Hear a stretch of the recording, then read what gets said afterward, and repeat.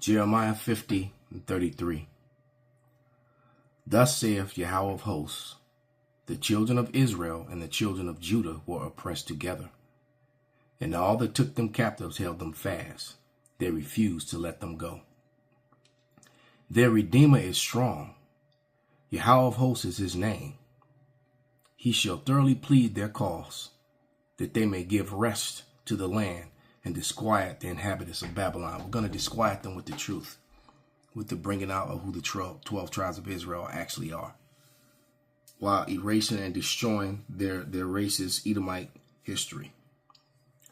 Call halal Yahweh Bashem Awashai Bahasham Rakah Kwadash. Double honors into the apostles, double honors into the elder bishops.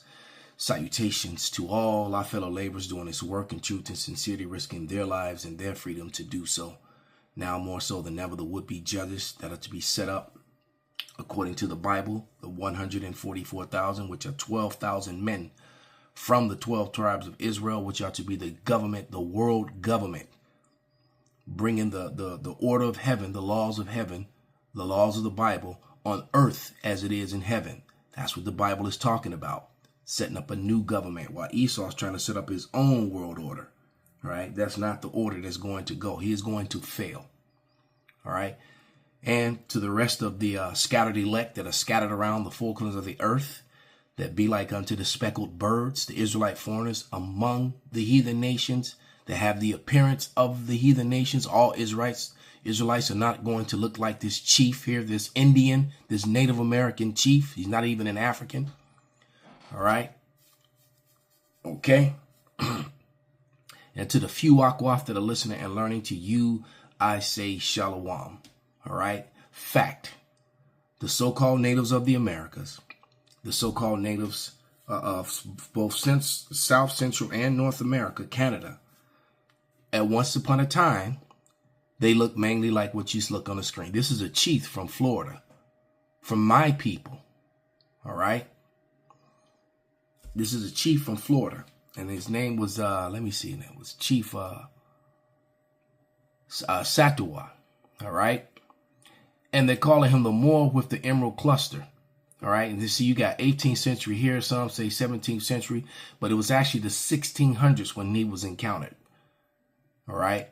This statue, I'm not sure of the date at this point because they've given 3 different dates, but the time of the encounter of this man was, this image was created after, all right, with him wearing all his decorative stuff. All right. He was a Temecula Indian, Satua chief. All right. And it says this is the AI overview. The Moor with the Emerald Cluster is a famous 18th century. And then it says, according to a Facebook post, this is actual history. This thing is sitting in a museum. So how is it according to a, you see how they try to do here? Depicts a young man, likely depiction of a Temecula's chief.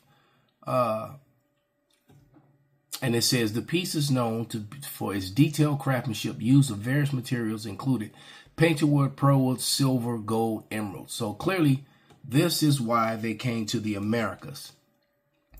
Because Cristobal Colon, a.k.a. Christopher Columbus, the gold of Euphrates that was brought over to build the ancient temples of the Israelites, Solomon's temple, the temple that he built for dedication of the Lord. All right, the gold came from here. Cristobal Colon came with Hebrew interpreters. All right, one of his name was Del Torres, and he was a Moor, just like this guy. All right, and so here it says, according to Facebook posts. Down here, according to Facebook posts. All right. But when you go here, let's click to, it says, let's click over here now, because they also have them on Instagram. And that's where they gave you the image. Let's click back. And they give you another story on Instagram here. Right. And he's sitting in a museum. You can see the Edomite woman in the background. And this is the image that they used in the selling of slaves. They used Chief Satuaya, or Satu. I can't pronounce his name. I'm sorry. Satur Iwa. All right. It even sounds like a Hebrew name. Okay. But you can see the Edomites. This statue is sitting over in this. Oh, there it is. It says the chief Sator tribe, a Temecula chiefdom centered at the mouth of St. John's River in Florida during the 16th century. His main village, also known as Satuiwa, was located on the south bank of the river near the mouth. Now, so this man walked up wearing this sort of things and presenting food and stuff to the Edomites. They were, man, then you wonder why they came over here and they committed genocide and the stealing of the land. And Florida is some of the most expensive property on the planet, man. And Trump owns a lot of stuff in Florida. Okay? As a matter of fact, I'm going to play a video with some Edomites admitting this and talking about it while they're cracking jokes at the same time. All right? So let's pull that up.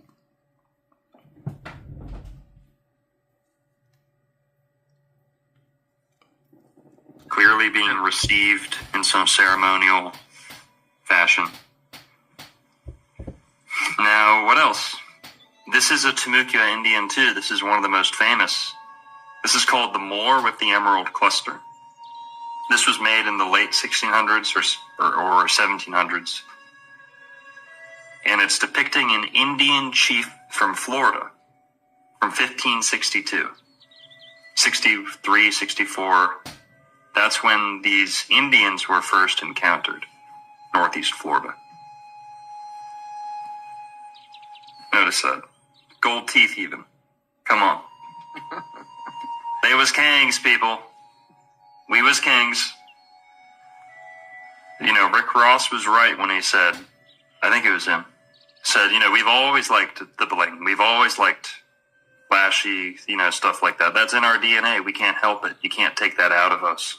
You know, this could be good evidence for that. That is exactly what a black person would dress up like in ancient America, you know? Flavor Flav. Didn't you say you clearly see? So they're cracking jokes about it, but they're speaking the truth. All right, and you know, you got to understand all this racial categories that were created, these fraudulent pseudoscience, let's get that, was used to hide this, that these were actual Native Americans when you go back far enough. The reason that the so-called Hispanics and the so-called, you know, Hispanics and Native Americans look different today is because of this. You see how dark she was, this woman is. One of these very people that we're talking about. But they brought him over to do this. So look how light her daughter became as a result of it. And look how light her granddaughter or the grandbaby is. And but the seed of Israel is still among these people because of the men. All right. And this was a term called blanqueamiento, which means the whitening. Okay. And here it is. Blanqueamiento in Spanish, branqueamiento in Portuguese, both meaning whitening, was a social and political economic practice used by post-colonial countries in the Americas and Oceania to improve all right, towards the supposed ideal of whiteness. The term of blanqueamiento was rooted in Latin America and used more or less synonymously with racial whitening. However, blanqueamiento can be considered in both symbolic and biological sense. Symbolically, blanqueamiento represents the ideology that emerged from legacies of European colonialism, described by Anibal Quintana's theory of colonial power, all right, which caters to white dominance in social hierarchies. And it says biologically, blanqueamiento is a process of whitening by marrying lighter-skinned individual to produce lighter-skinned offspring. And just because you're lighter skinned does not mean that you're not an Israelite because of the seed line. All right. The Bible is very clear. You are whatever your father is. And the crazy thing is with all this separation between the northern and the southern kingdom. Let's go back to the image larger. The separation is created the Bible is very clear that whatever, there's no such thing as mixed. Whatever the father is, that is what the child is. So if this man is a Spaniard, this child, a Spaniard by blood, an Edomite Spaniard, that is. Because you got to remember, for 1,000 years, Jake ruled Europe. All right. They ruled Portugal and Spain for 700 years. So the Moors that were over there, who looked like, let's go back, who looked like Temecula, they call him a Moor, they left offspring that looked like him. You see, the Israelites scattered among the heathen that have the appearance of the heathen. So the blanqueamiento didn't work, because and even all throughout South America, the Venezuelans and Hondurans and Panamanians are still dark as hell. You couldn't outbreed them. You couldn't do it. You just don't like to show them on TV down there. The favelas are full of people that if they didn't open their mouths to speak the broken Portuguese and Spanish, all right, the mixture of the Portuguese, the Spanish, and the English, you would never know that that they weren't Judites from America. You would never know until they open their mouths, and I know quite a few of them being involved in that Portuguese, being involved with Brazilians for the last 20 years of my life, 20 plus years, doing Brazilian jiu-jitsu, listening to them speak, seeing them looking like this woman and can't speak a lick of English. All right. Way darker than me. Okay. And the thing is that what they do is they don't really show them, on television a lot. They show you the ones that look like him. You can see the cursor. I'm circling him. Or the ones that look like her. But before Esau came, they looked like the old woman. They looked like the chief here. So, throughout the Americas. And they were not Africans. They're not so-called black people. What they are Israelites, and they came from the east. These are the people that they're trying to tell you came across from Asia and came across the Bering Sea. Truth of the matter is they did come from Western Asia, but they came by way of ship. That's in 2nd Ezra, the 13th chapter, and around the 40th verse. Okay? And it reads, those are the 10 tribes which were carried away prisoners out of their own land in the time of Hosea the king, whom Salmanassar the king of Assyria led away captive and carried them over the waters, so that they came into another land. But they took counsel among themselves that they should leave the multitude of the heathen and go forth into a further country where never mankind dwelt, that they may keep their statutes, which were never kept in their own land. The reason why they got kicked out of Samaria in the first place was for breaking the laws of the Lord. The northern kingdom went off first. All right. It says, and they entered into the Euphrates, that's Western Asia, by the narrow places of the river, and they took the Euphrates right down into the Indian Ocean, down in between Africa, or the land of Ham, properly named. Africa is named after Scipio Africanus, a so-called white man. So they went down in between Madagascar and Africa, and right around the Horn of Africa over into the Americas. All right. Landed in Brazil, landed in the islands, landed in Florida, and from there they filled up the Americas, not from Canada down. They went from south up to north, the opposite. It says, for the Most High showed them signs and held still the floods till they passed over. So he cleared the way so they can make it. Prophecy had to be fulfilled on this part of the world. The northern kingdom had to come to this part of the world, and then Esau had to follow him here so that he could conquer and fulfill his prophecy of getting the best places on the earth and with the sword. Right? When he got his blessing in Genesis 27 chapter, by the sword thou shalt live. And when they saw all this gold in the islands, they're still finding gold with Hebrew relics in Puerto Rico. They just found some this year. They found some last year. They're still finding it, proving these people's the so-called Puerto Ricans' connection to ancient Israel, to Western Asia. All right? Hence the reason why Esau Edom changed the name of every damn thing, trying to hide the truth. Okay? It says, for through the country there was a great way to go, namely a year and a half, in the same region is called Asareth. And in the Jewish, you got in Jewish almanacs and Jewish encyclopedias, the rabbis called America Asareth. That is that land. All right. Matter of fact, I'm gonna grab the. Hold on. Let me finish this. It says, then they dwelt there until the latter time, and now when they shall begin to come. So now this is the latter time. So the Northern Kingdom has been here in the Americas, ever since that time. And that's going back about 1800 years. They were separated from Judah. And so the Judites, the Southern Kingdom, fled into Europe. Europe fell. So, all right. And I mean, well, their rulership in Europe failed. And then the rest of them fled into Africa and ended up settling in all those countries along the Niger River or the Niger River. All right.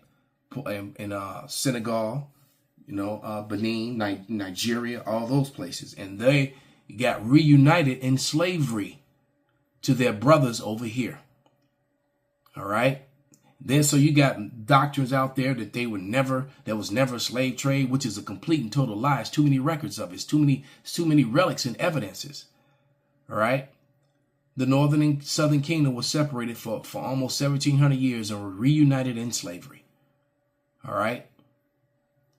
And they brought Judah, the kingdom of Judah, which made up Judah, Benjamin, and Levi, to the Americas, all right, to the islands, and put them in slavery right along with these people. That's why they were in slavery together. When the scripture said, that's why I read the scripture I read in the beginning. All right. Judah and Israel were in oppressed together.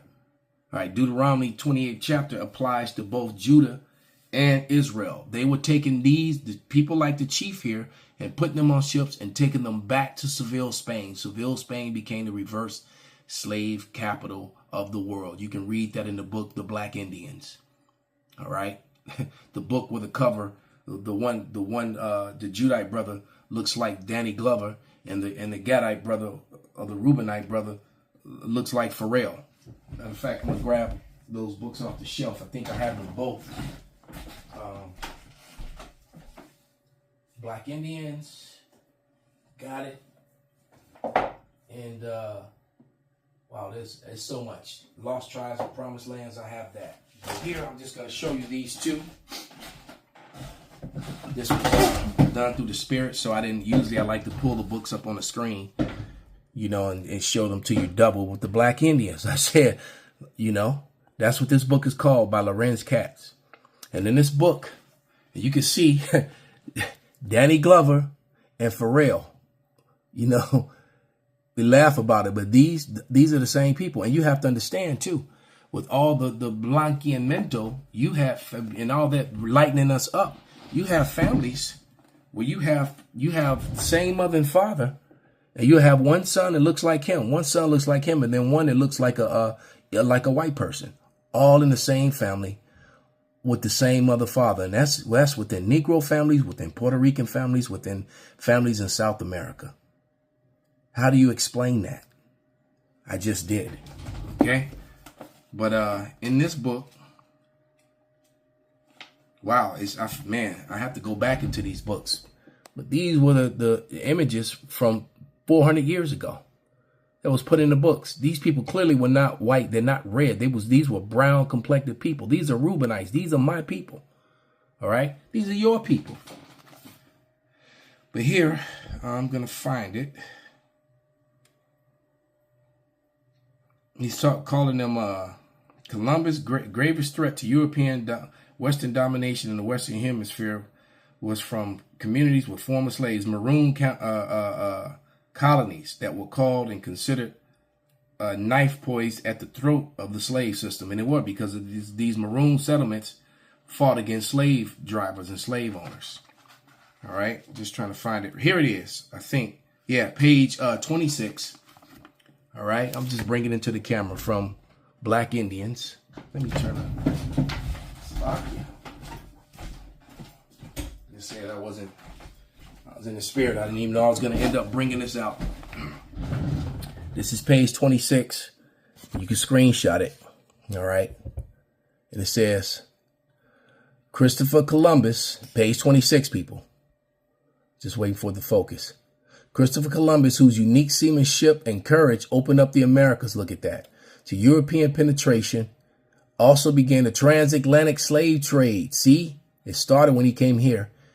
All right. And so the dark people, like the ones on the screen, okay, were part of that.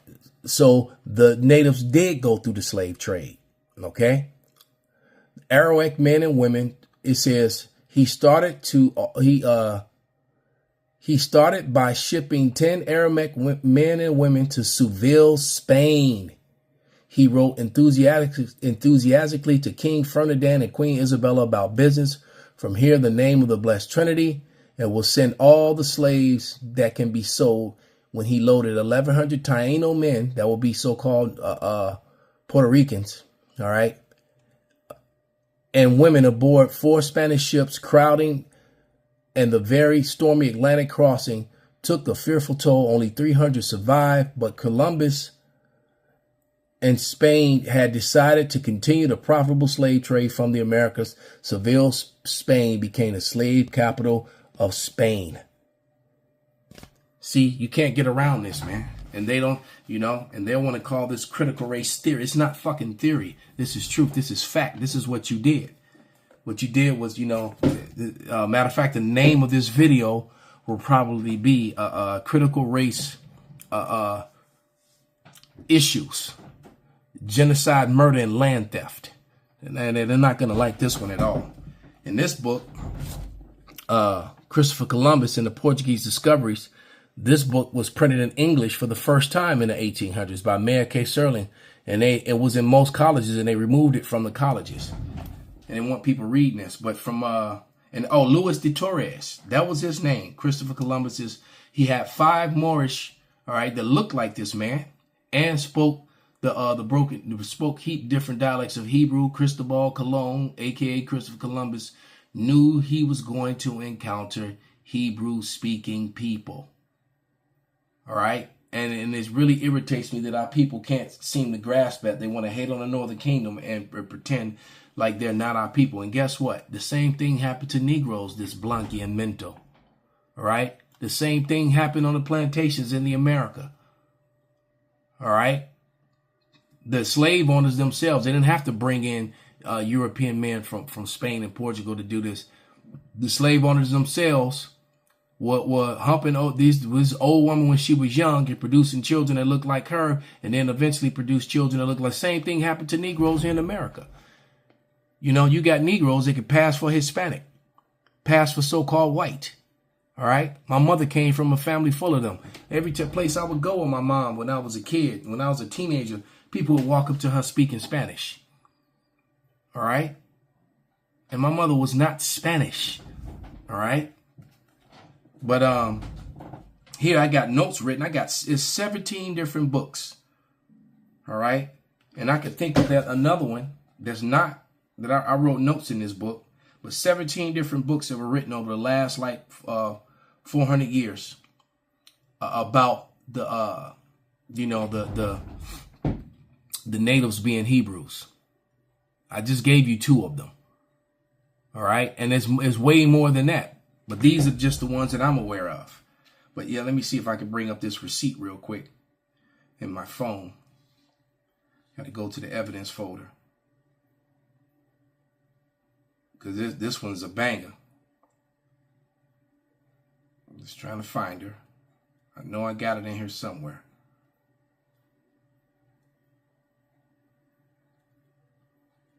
Wow, that's a heavy one too. This is a book. This is a heavy book right here. The heavy image that talks about.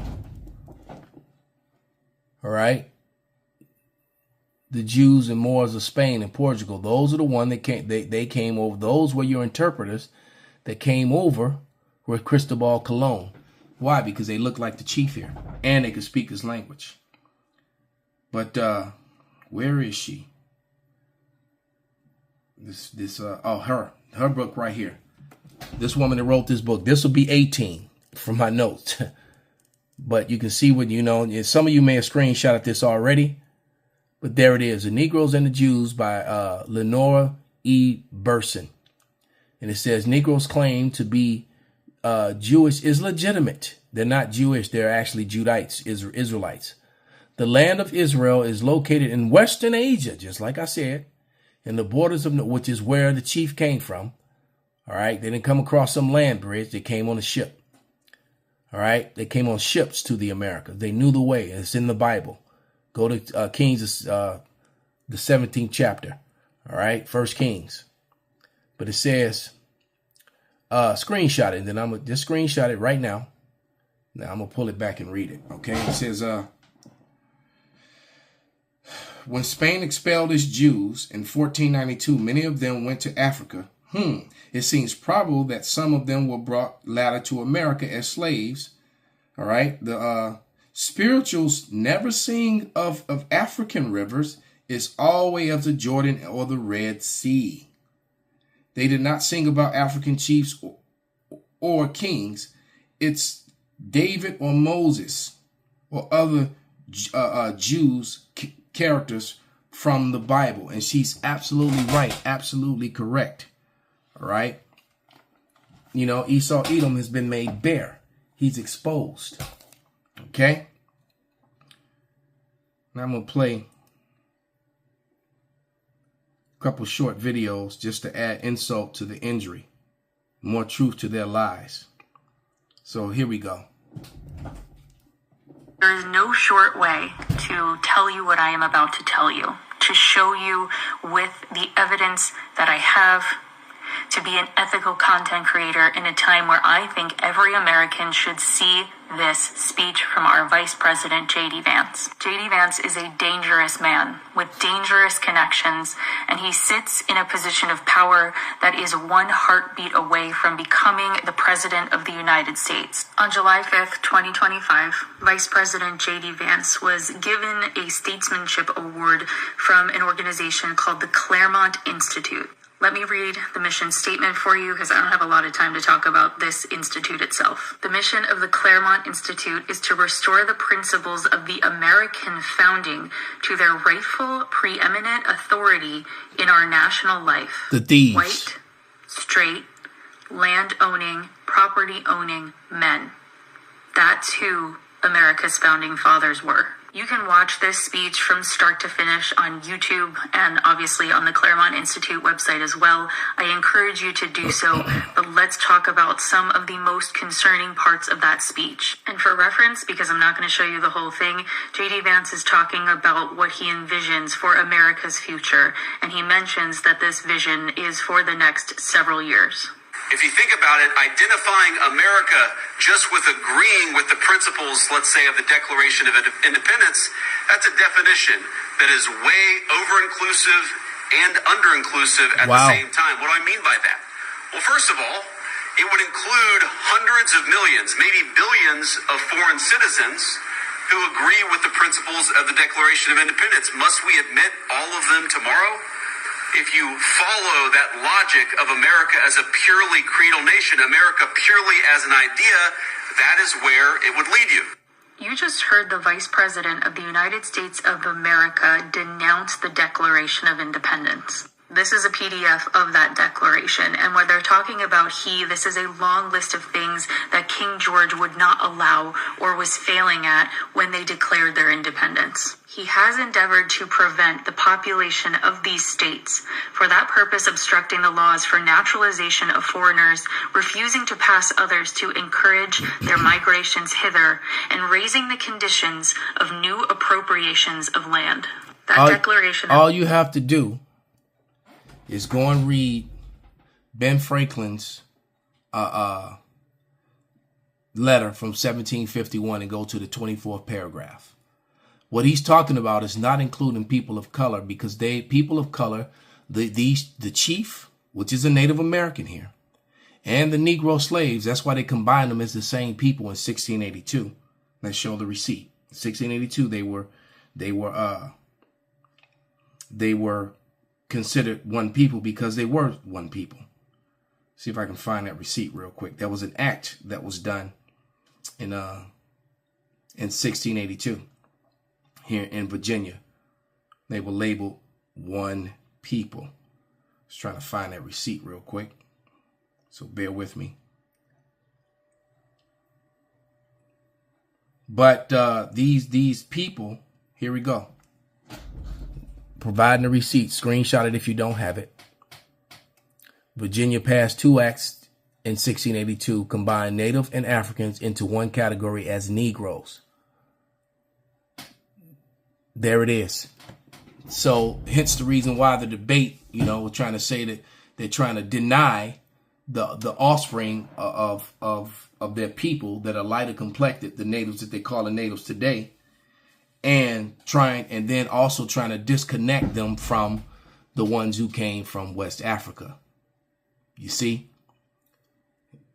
And so this was all through the wickedness of Esau Edom. And let me put her Lenore's back up in case anyone missed it and wants to screenshot it. Here's a better shot of it, of the whole thing. These important little nuggets to have when you debating or teaching. You're not debating, but we don't debate. We dictate the truth because we're the only ones that have it.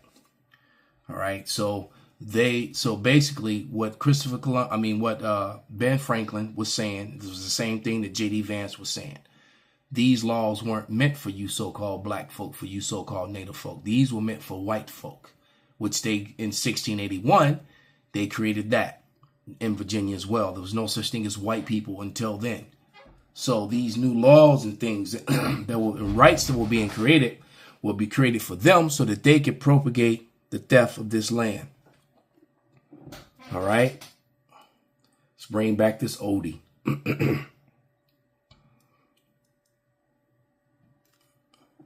Damn it. Is teaching white Americans how white slave owners raped, beat, humiliated, mutilated, murdered, and cannibalized their slaves. Yep, they ate us. Accurate history is teaching that George Washington's false teeth were made out of his slaves' teeth. Accurate history is teaching that Abraham Lincoln may have said some words and signed some shit, but he did not physically do anything to free the slaves. The white abolitionists also often get almost total credit for freeing the slaves. I bet you've never even asked yourself what the slaves were doing to free themselves, and the answer to that is most of the fucking work, including giving the ultimatum of war. But then we get a bunch of white people mad that their kids might feel guilty if we teach real history. It's not about your white child's feelings. Teaching accurate history isn't about white people's feelings, but that does sound like something that someone who's only ever been taught a white glorifying version of history would counter with. Ask why we ever felt like we needed to curate a false version of what white people did and did not do to black people to begin with. And then ask yourself why white-ass politicians are verbally attacking real history by calling it slurs, which is, by default, also the act of calling black people slurs. CTR, all right? They call real history critical race theory and to try to discredit the truth. All right, so let's play this one last video, and we'll wrap it up. God damn it.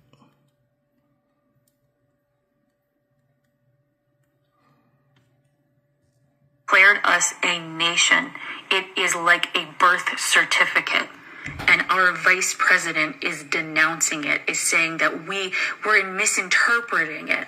Unless you are an indigenous person, 100%, all of your genes come from that line. You are part of that immigration process. And I will take the time to recognize that, yes, we stole this land and we slaughtered the indigenous people that lived here. That part of history is not lost on me. I need to show you this next part as well. The modern left seems dedicated to doing this, is saying you don't belong in America unless you agree with progressive liberalism in 2025.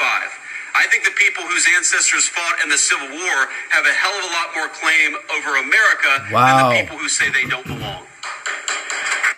J.D. Vance is talking about white bloodlines. Listen again. I think the people whose ancestors fought in the Civil War have a hell of a lot more claim over America than the people who say they don't belong. All right, so let's stop right there.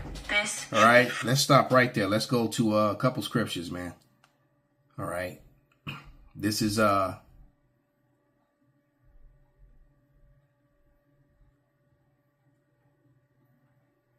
Micah 2:1. It says, "Woe to them that devise iniquity and work evil upon their beds. When the morning is light, they practice it because it's in the power of their hand. They covet fields and take them by violence, and houses and take them away. So they oppress a man in his house, even a man in his heritage.